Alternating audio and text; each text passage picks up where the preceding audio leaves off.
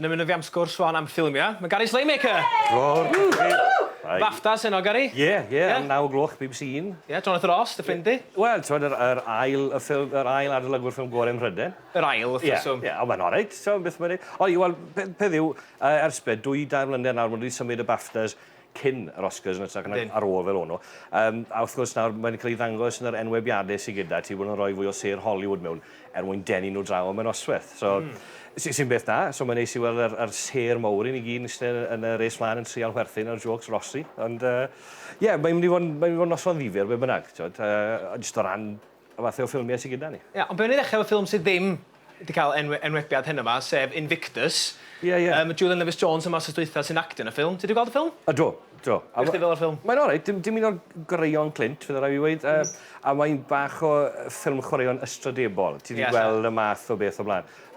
I'r rai o'n i, wrth gwrs, na fyw drwyddo'r cyfnod 95 y Cwpan Rygbi'r Byd, mi'n credu bod y gêm unan ar y chlysur a creu fwy argraff na mae'r ffilm, falle. Ond dwi'n meddwl bod Julian yn dda iawn, achos os diwedd yn rhan anferth, mae'n rhan allweddol i natur a stori'r ffilm, mae'n gyd yn cael ei cwmpasu o fewn yr hyn mae Julian a'i gyfeillio neu fel y bouncers neu'r security guards Mandela. Sori, byddwn ni'n gweud bod i'r rôl ni'n allweddol iawn i'r ffilm. A swn i'n meddwl fydd Julian efo siawns da i gael swyddi eraill yn Hollywood on, gobeithio, da? Nath ei job arbennig o dda. Wi'n credu bod i'n gweud una, gath ei sioc gymaint o'i olygfeiddau sy'n dal yn y ffilm, ond mae hwnna hefyd yn gweud gymaint amdano fe fel actor. Bych chi fel y Morgan Freeman a Matt Damon yn efo? Matt Damon o'n, wrth gwrs mae troedfedd a hadner yn rhy fyr i ware François Pienaar, ond oedd wedi cael yr acen iawn, ond y broblem ydy fi gyda Freeman. Achos ti wedi gofyn unrhyw un o wyneb y ddeiar sy'n gwybod ffilms, pwy fyddech chi'n cael ei ware Nelson Mandela, bydde pawb wedi gweud Freeman. Bys yswn i wedi dweud fel ond. A fyne, ond am ryw reswm, o'n i'n ffili gweld o'n i'n gallu gweld y plethiad na rhwng weithiau oedd yn Morgan Freeman o weithiau oedd yn Nelson Mandela. Oedd yn gymysgedd o ddim cweith yn asio at ei gilydd ar y sgrin yn anffodus. Reis, o'n i siarad am y Baftas, reit. Bach enwebiadau. Dechrau o'ch ti, Gary. Reit, dechrau ni fo... Achos mae'r BBC yn mynd nomineiddio. Pwy fath o Gymraeg yw hwnna? Enwebiadau. Enwebiadau, dwi wedi dweud o. Ffilm ora. Pa'r un ein sy'n mynd â hi. Avatar, mae'n siŵr, ie? Yn anffodus. Pam yn anffodus? Wel, dwi ddim yn ffilm dda. Drach, os o'n i eisiau gweld Fern Gully The Last Rainforest, eilen ni gael yr DVD. Beth yw, maen nhw wedi gorfod 40 mlynedd roi ti gilydd, 300 miliwn o ddoleri. Wrth gwrs mae'n mynd i edrych yn bert, ond maen nhw wedi'n ysgrifennu'r sgript mewn penwthnos a gwart 5 ohoni. Mae Hurt Locker yn ffilm dda, ond mae'n thebyg eith hwnna'r ffilm Brydeinig o'r am y siwr, Keith, ti'n meddwl? Wel, wy'n siŵr.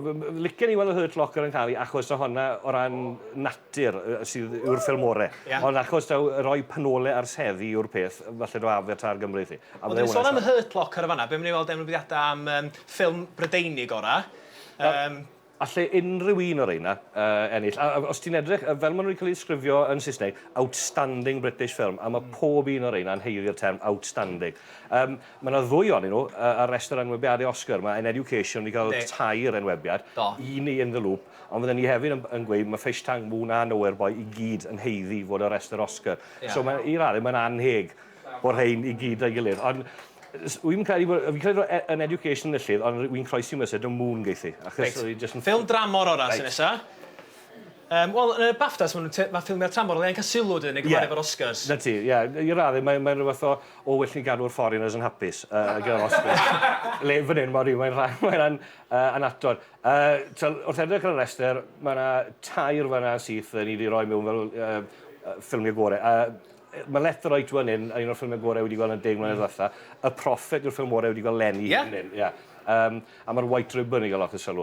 Mae hwnna'n anodd iawn. Eto, wrth fynd jyst o ran beth sy'n plesio, Let the Right One In, fydda ni'n gweud. Reit, ffilm animeiddio ora, Up, ia? Ie, sy'n dewis na ti fyna. Na, goes.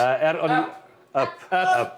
Ar gael ar DVD wan, efyd? Allan ers di llun, ie. Mae brynes i'n hopi ar Blu-ray. Coraline, Ardderchog, Fantastic Mr Fox, ond dim ond un ffilm. Fel arfer, os oes unrhyw ffilm Pixar mewn cinema, honna sy'n mynd i ennill. A beth yw'r ffilm sy'ch chi dweud rhaid i bobl fynd i weld yn 2010? Wel, mae Iron Man 2 yn edrych yn ardderchog. Ydy?